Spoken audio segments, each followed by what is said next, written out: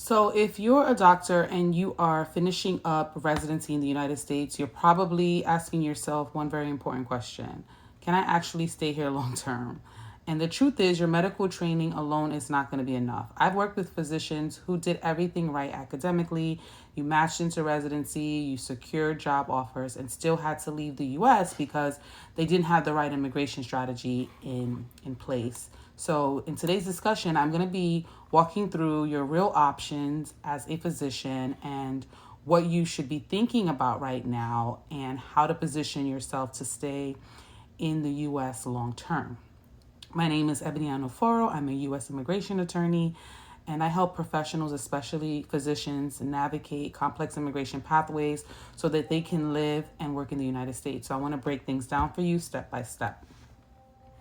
So before we talk about options, we need to understand where you're starting from. Okay, most international medical graduates fall into one of two categories, J1 visa or H1B visa, and this distinction matters a lot. If you're on an H1B, you generally are in a more flexible position. But if you're in a J1, which most physicians are, you're likely subject to something called the 2-year home residency requirement. And so what does this mean in plain English, right? It means that after your training, you may be required to go back to your home country for 2 years before you can apply for certain visas or a green card. Now, here's the part that many doctors don't realize. Even if you get a job offer in the US, even if a hospital wants to hire you, that requirement does not go away on its own. You need a strategy to actually deal with it, okay? So let's talk about the most common path forward, which is J1 waiver. So most physicians, the primary option is going to be the Conrad 30 waiver. Each state can sponsor up to about 30 physicians per year to stay in the US instead of returning home.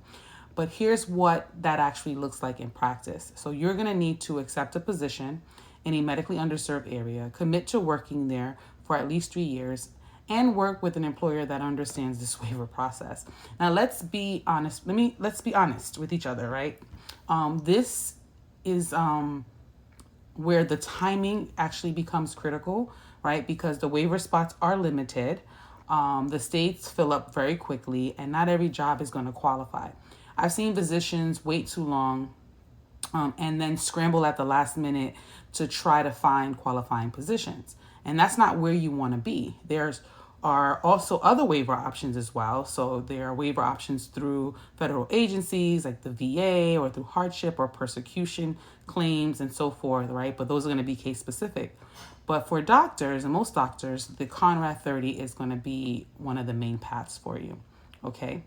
So once you secure a waiver or you're already eligible, the next step is typically to move into the H-1B visa. And this is where things start to open up for you. The H-1B is powerful for a few reasons, right? First, it allows you dual intent, right? Meaning that you can work in the U.S. while you're also pursuing a green card, right? There are some visas where you have to have non-immigrant intent, meaning that you're here to be temporarily working and you have no plans to become a green card holder or to immigrate. But with the H-1B visa, there's that dual intent option, with the thought process that most people will eventually transition into having a green card.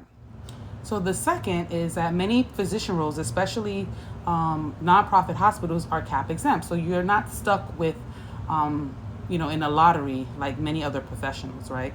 But here's something that I always tell physician clients, right? Not all employers are equal. So when it comes to immigration, you want to be very intentional, okay? Some hospitals are very experienced and they're very proactive, and unfortunately others may not be. So you want to avoid choosing the wrong employer because that can slow down or even derail your process altogether. Now let's talk about long-term goals, which is eventually you getting a green card. There are a few main pathways, and the right one is going to depend on your career and your goals. So the EB-2 National Interest Waiver NIW, Physician NIW, is one of the strongest options for doctors. Why? Well, because it allows you to self-petition and you don't need to rely entirely on an employer. So if you're working in an underserved area or for the VA and you commit to 5 years of service, you may qualify. What I like about this option is that it gives you more control over your future, right, than having to rely on an employer. but it has to be structured correctly from the beginning. So you want to make sure that if this is the route you're going to go, you're working with a professional who understands the EB-2 NIW process. Now, the PERM-based green card, right? This is traditional employer-sponsored route. Your employer files for you, goes through the labor certification process, and eventually sponsors you for a green card. And it works, but it can be slower and it's less flexible, especially if you want, to change employers down the line and so forth. I mean, it is possible, but it's going to be a more structured, employer-dependent process than the EB-2 NIW. Now there's the O1 visa and the EB-1 green card as well. And this is more so for high achieving physicians, right? So if you have publications, research, speaking engagements, awards, recognitions in your field, right? Then you may qualify for an O1 visa or even an EB-1 green card, right? There's also premium pathways. It could be faster, it could be a little bit more flexible. It's also a very powerful tool, and if you really position yourself correctly. Okay, so let's talk about some common mistakes, right? I want to leave you with a few, right, that I notice being a trend. And that is, number one, doctors waiting too long to plan, right? You do not want to wait to the last minute to try to figure out a strategy. You want to start thinking about your strategy from the beginning. I don't know if you ever heard of the saying that failing to plan is planning to fail. Well, think about that way, right? You don't want to set yourself up where you don't have a strong plan in place. Accepting jobs without understanding immigration implications, right? If you're a physician, right, you want to make sure that you understand how certain jobs can affect your immigration status, right? Not aligning their waiver job with their green card strategy. That's an important one. And not documenting your work, especially if you want to qualify for either the NIW or the EB-1, right? So you want to document all the work that you've done, all your experience.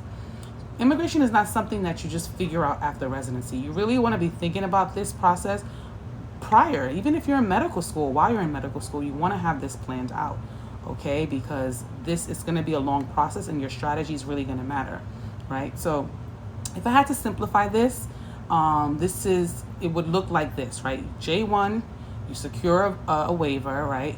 You move into the H1B, start your green card process early, and then build your professional profile along the way. All right. But all in all, whichever plan or whichever strategy you decide to go with, you want to have a plan in place. All right. You want to be prepared. So if you're a physician finishing residency, or even if you're early in your training, and I want you to know that this is really the time that you want to start planning. Okay. At my firm, we don't just file applications.